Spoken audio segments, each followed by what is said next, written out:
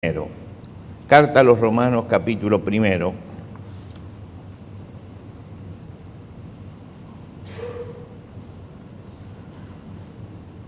Y vamos a leer en la carta a los Romanos, el primer capítulo.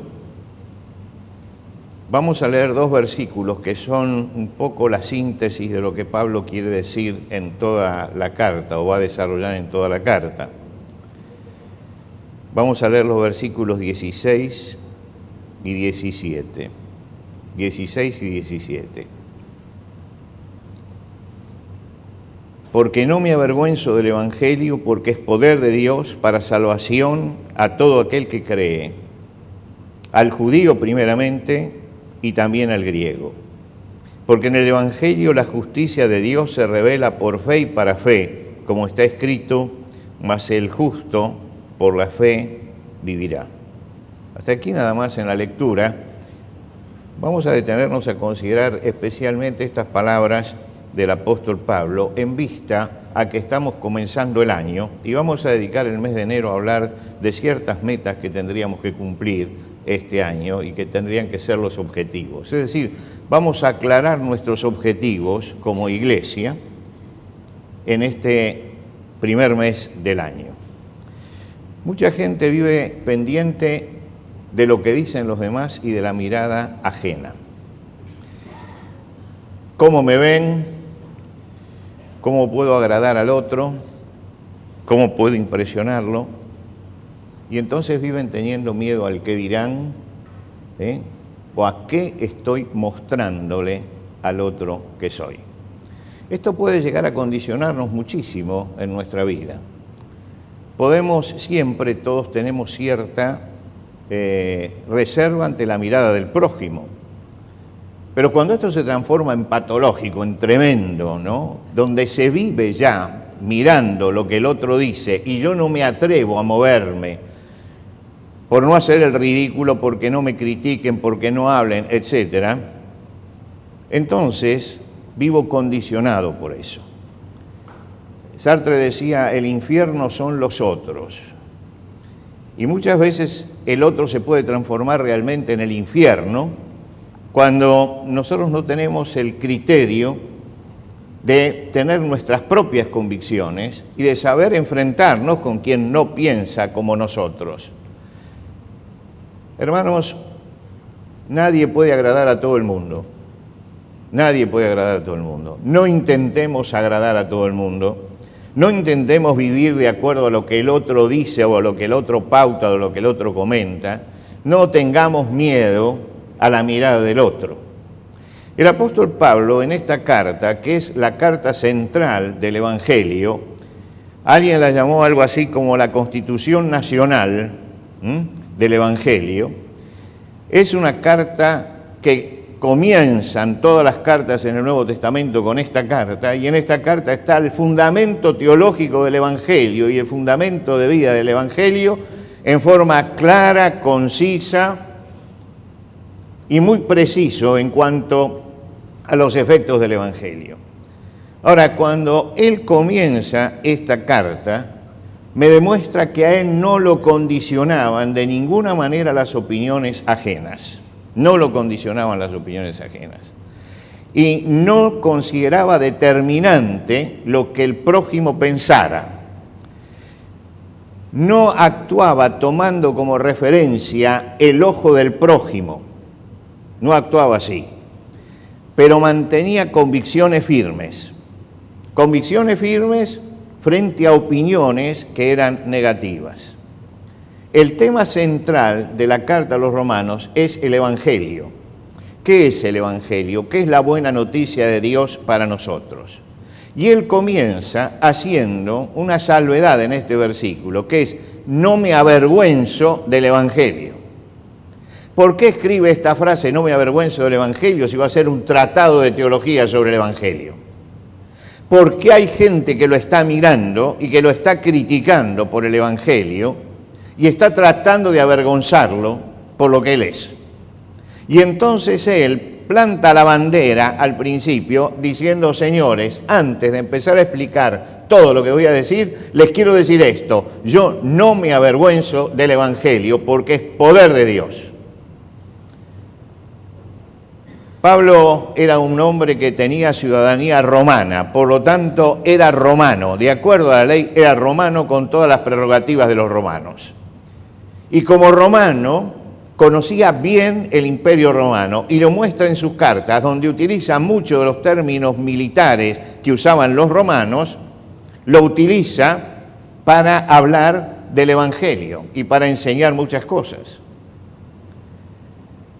Él no era ciudadano romano porque hubiera comprado su ciudadanía, lo era por herencia, por familia.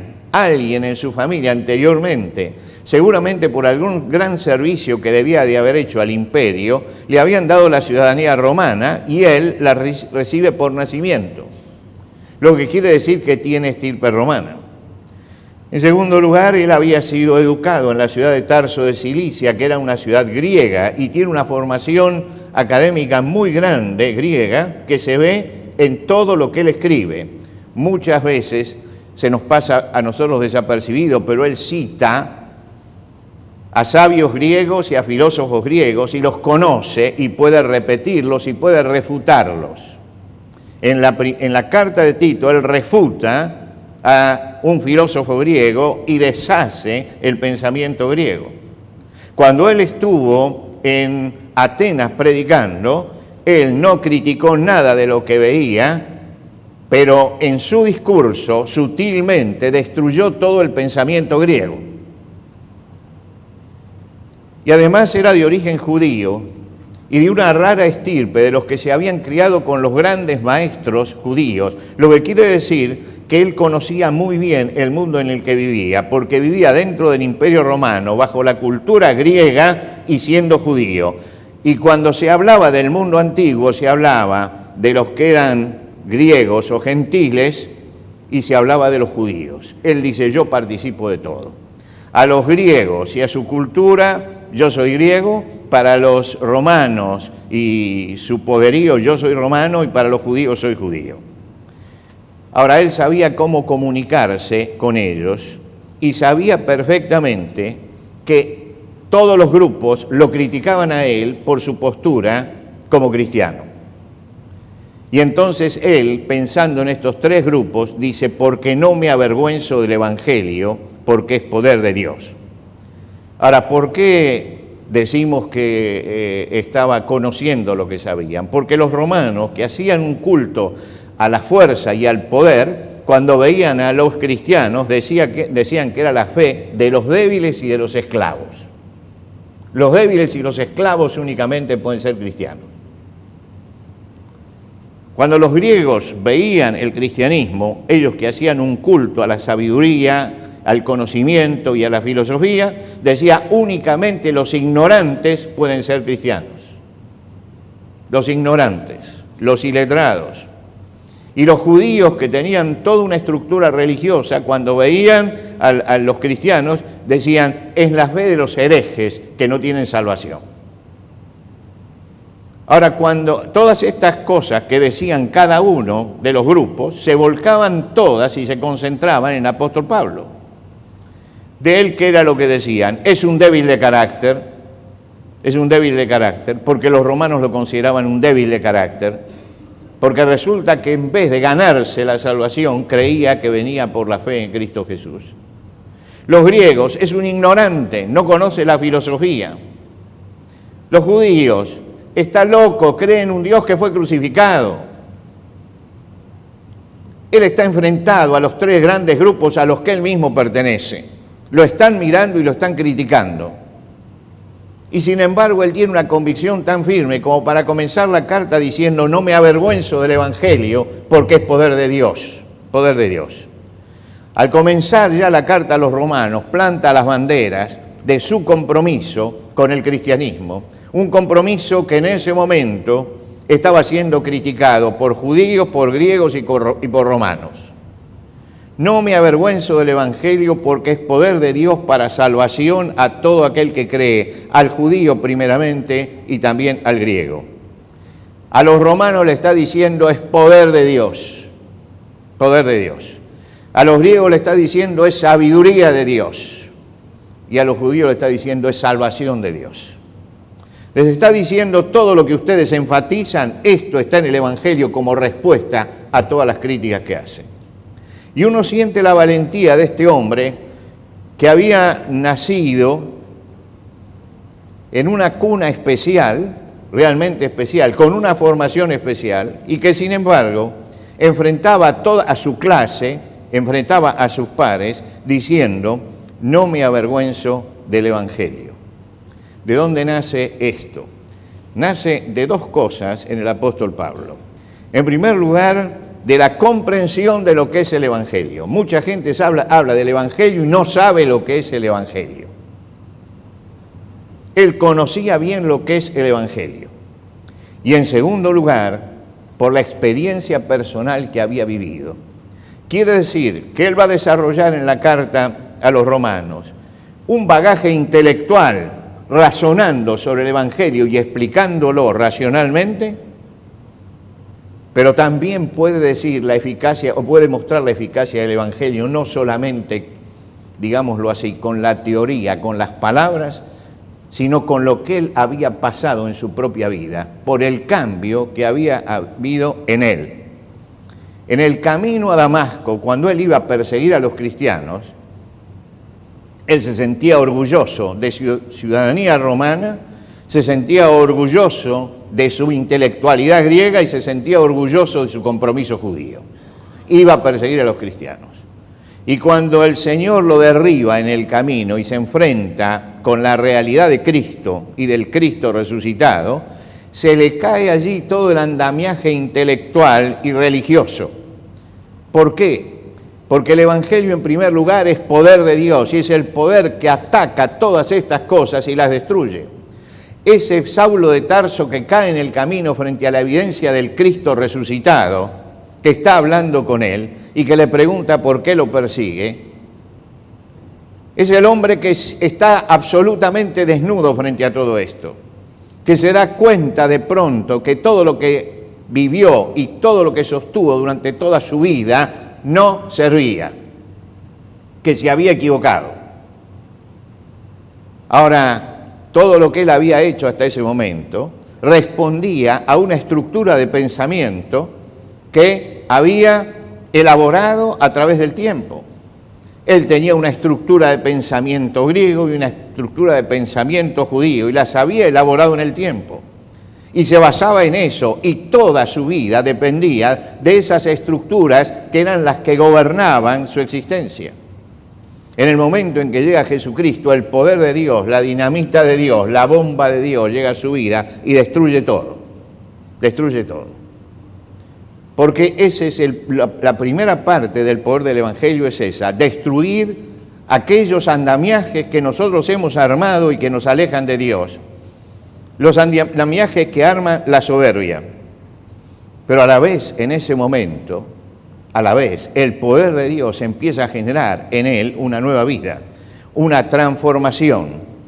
Es creado un hombre nuevo, empieza a ser transformado.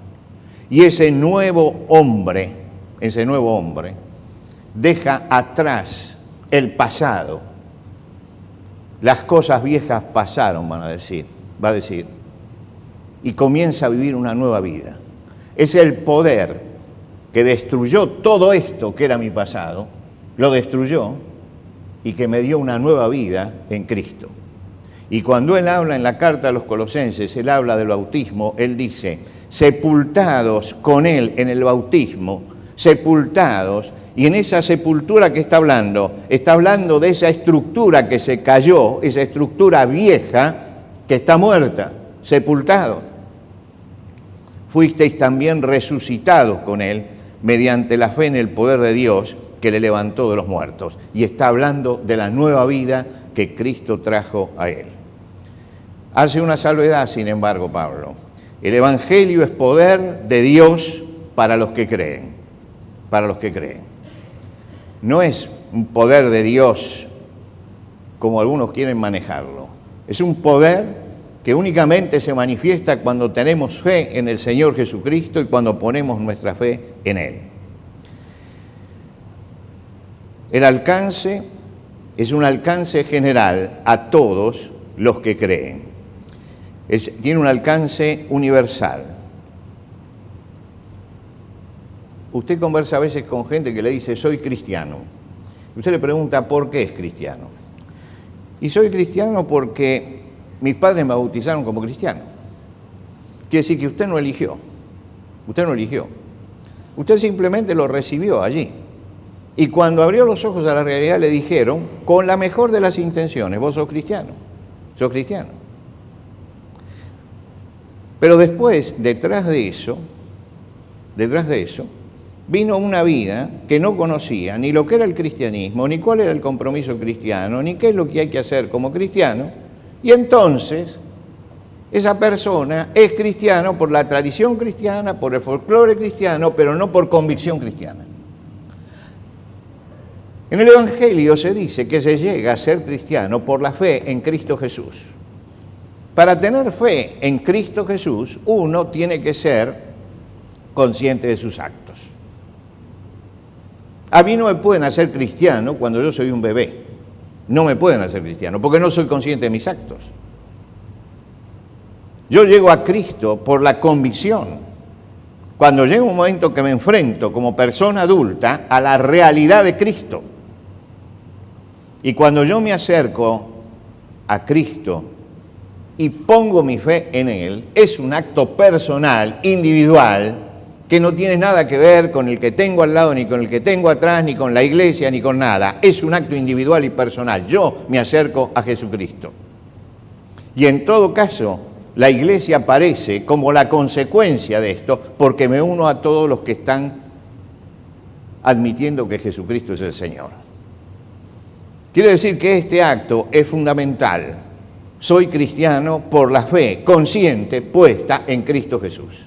Y esto es lo que Pablo va a desarrollar en toda esta carta, que cuando por la fe aceptamos que somos pecadores y Cristo murió por nosotros, estamos en paz con Dios. Y si yo no llego a esto, no estoy en paz con Dios. En paz con Dios llego en el momento en que entiendo que yo no puedo modificar mi propia vida sino con el poder de Dios.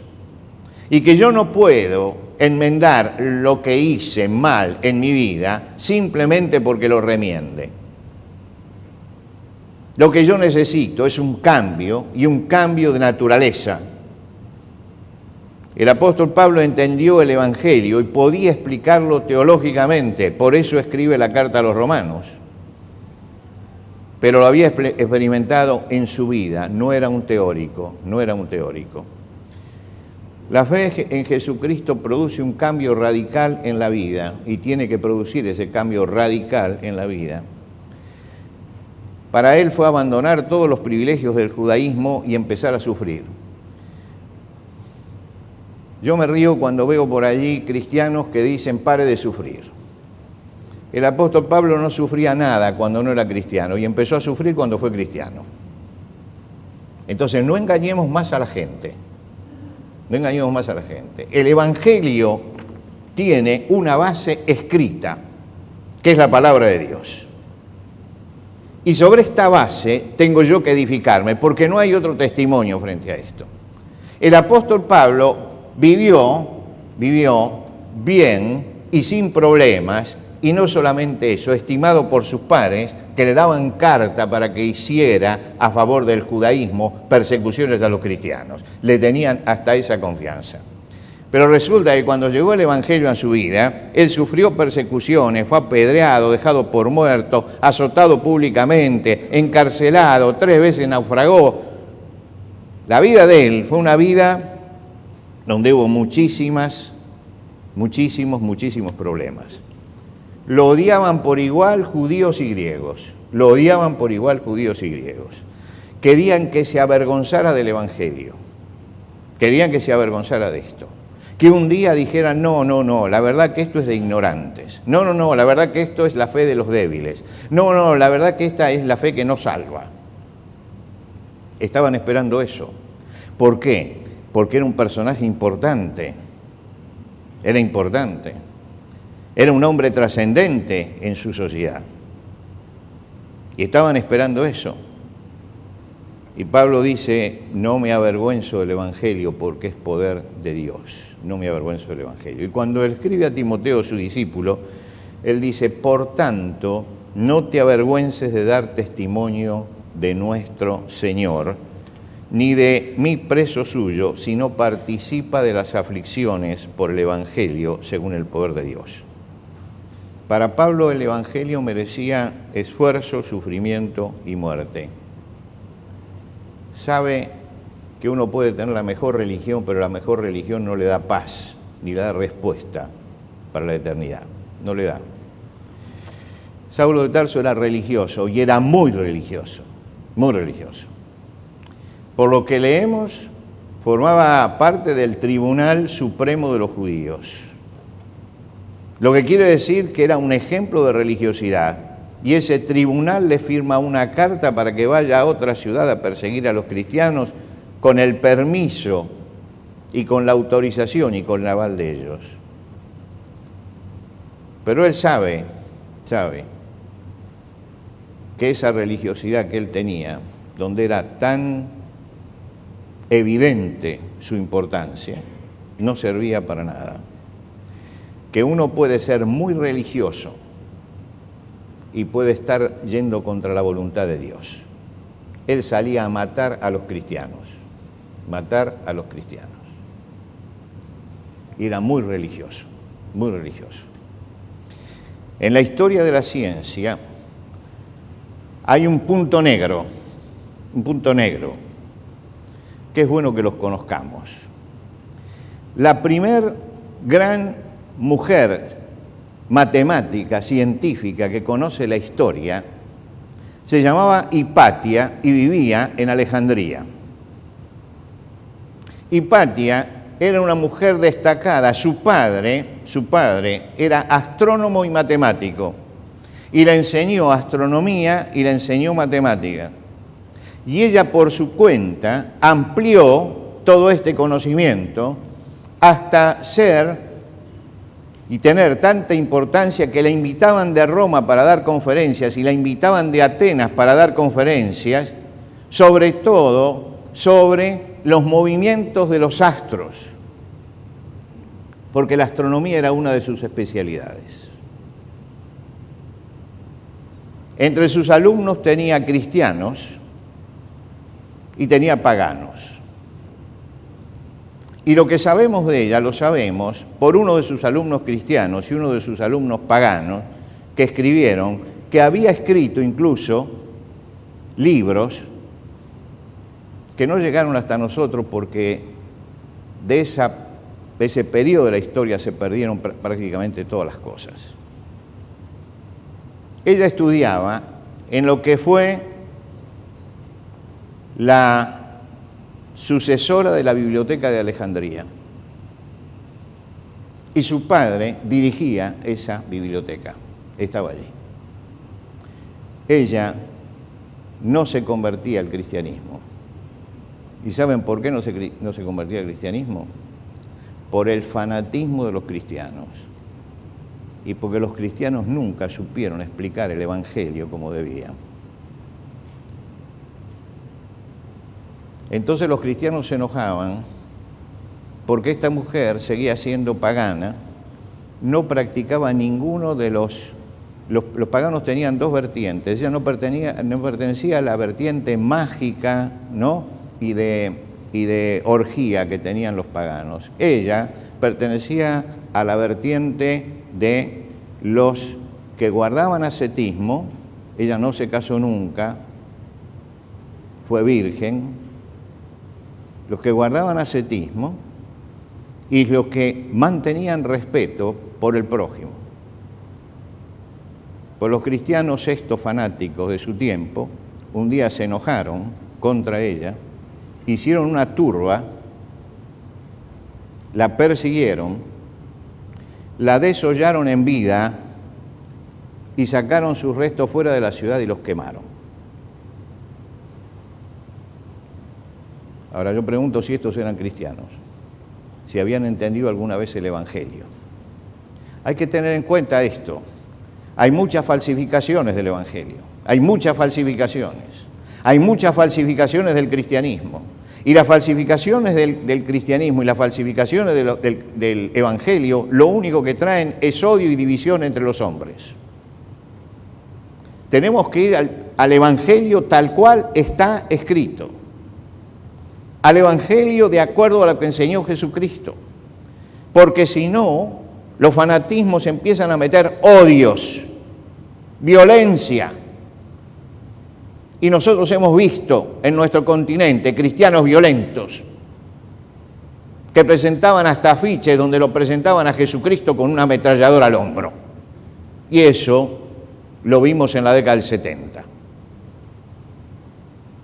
El apóstol Pablo dijo, yo no me avergüenzo del Evangelio, que se avergüencen ellos de lo que están haciendo, pero yo no me voy a avergonzar del Evangelio porque es poder de Dios.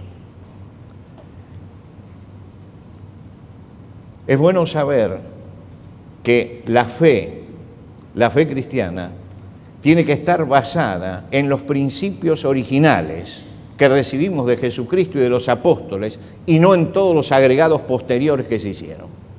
Eso es el Evangelio. Eso es el Evangelio.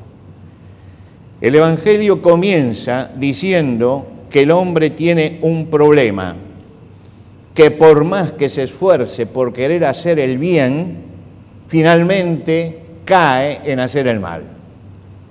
El apóstol Pablo en el capítulo 7 de la carta a los Romanos dice, queriendo yo hacer el bien, hallo esta ley, que el pecado está en mí. Vaya usted y busque a alguna persona que le diga yo soy malo. Toda la gente se cree que es buena, pero el mal está en todas partes. Lo que quiere decir que el mal está presente en nuestra sociedad porque en la raíz de nuestro corazón está el mal. Y así como podemos esforzarnos y hacer muchas cosas buenas, en un momento perdemos el freno y el mal sale de nosotros. Y pasamos por encima de lo que Dios ha dicho. No solamente Pablo dice esto en la carta a los Romanos, que él siente y vivió esta realidad, que queriendo hacer el bien, empieza a comprobar que el mal está en él, sino que el rey David ya decía, en pecado me concibió mi madre. Ahora, ¿qué es pecar? La palabra pecar es igual que la palabra corrupción. La palabra pecar es alterar, es corromper, es trastocar, es mudar la forma de una cosa cualquiera. La palabra pecar es dañar, pudrir, echar a perder. Y dice que el hombre está dañado por el pecado, y entonces altera y trastoca todas las cosas. Hemos visto en nuestra sociedad los más grandes ideales políticos, sociales y económicos. Ninguno sirvió para nada. ¿Y por qué? Si funcionaban tan bien en la teoría, porque pasaron por la mano del hombre, y cuando pasan por la mano del hombre, el hombre corrompe todas las cosas,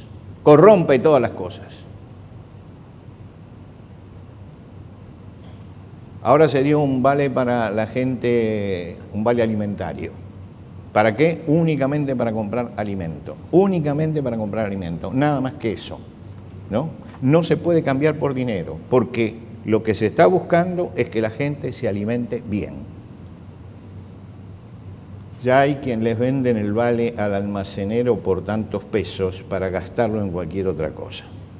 Ya está. Entonces yo recibo un vale de 4.000 pesos y le digo, si me das 3.000, te lo doy. Y el almacenero toma los 3.000. Le da los 3.000 y toma el vale. Es de 4.000. ¿Se da cuenta usted? ¿Cuánto hace que está esto? 15 días. Ya está la trampa. ¿Por qué? Porque el mal está en nosotros.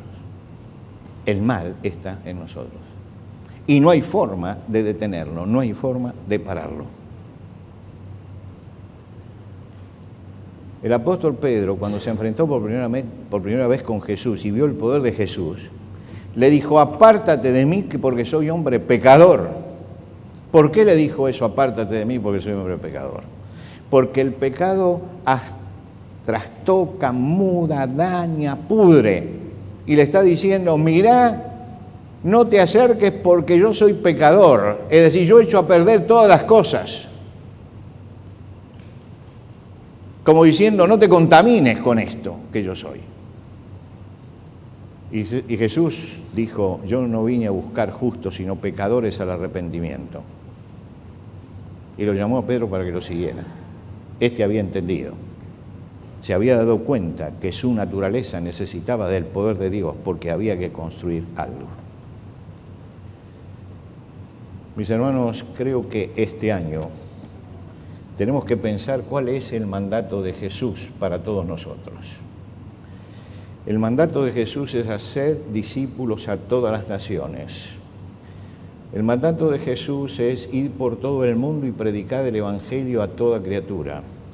El mandato de Jesús es que se predicase en su nombre el arrepentimiento y el perdón de pecado a todas las naciones. El mandato de Jesús es, me seréis testigos en Jerusalén, en Judea, en Samaria y hasta lo último de la tierra. El mandato de Jesús es, como el Padre me envió, yo los envío a ustedes. Pasé por los 4 evangelios y por el libro de los Hechos de los Apóstoles. Cuando usted suma todo esto, es esto que le acabo de decir. ¿Cuál es la misión que tenemos? Predicar el Evangelio. Llevar a la gente a Jesucristo. Hablarle de Jesucristo. Buscar que la persona entienda cuál es su necesidad espiritual. El problema más grande que tiene nuestra sociedad no es un problema social ni es un problema económico. El problema más grande es un problema moral y espiritual. Nadie apunta al problema moral y espiritual. Nadie. Siempre estamos con teorías económicas, con reformas sociales. Señores, hasta que no cambiemos esto, que es el hombre que pudre todas las cosas, no podemos salir. Ahora, ¿cómo se va a cambiar este hombre? Por el mensaje que trajo Jesucristo, por el mensaje del Evangelio. ¿Y quién puede predicar el mensaje del Evangelio? ¿Los ministros de la nación?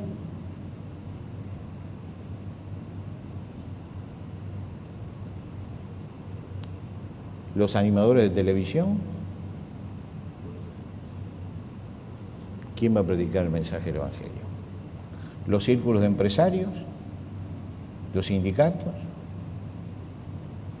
La Iglesia de Cristo es la única que tiene que abocarse a esta tarea. Los demás pueden hacer muchas otras tareas que nosotros también podemos hacer. Pero el centro de la Iglesia es hablarle a las personas de Cristo, es llevarlas a Cristo, es mostrarles la necesidad espiritual que tienen de Cristo, es ayudarlos a que puedan revertir esto en su propia vida, en primer lugar relacionándose con Dios. Esta es la meta que tenemos para este año. Olvidemos todas las demás cosas. El tiempo urge.